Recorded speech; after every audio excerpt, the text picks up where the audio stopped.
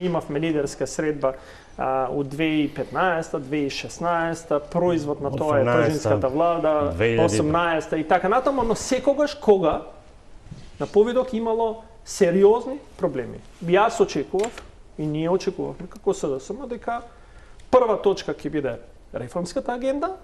да не биде евроинтеграцијскиот процес, реформската агенда, затоа што тоа е нашата домашна задача за дома, за да одговориме на потребите на граѓаните, за да имаат поквалитетен и подобар живот, а се друго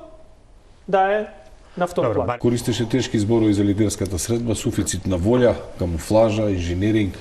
и рековте дека вака не се креирала доверба жестоко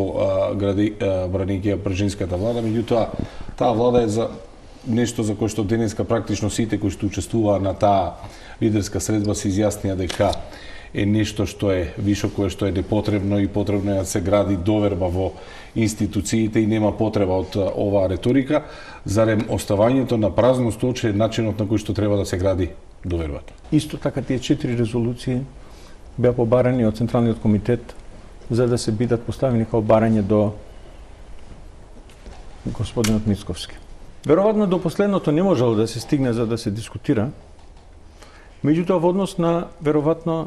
дискусијата во однос на Бадентеровото барање за гласање на следната влада, на следните избори и барањето за Бадентеровото гласање во Уставниот суд, предпоставувам дека се договориле да ги договарат и разговарат во тет-а-тет средба.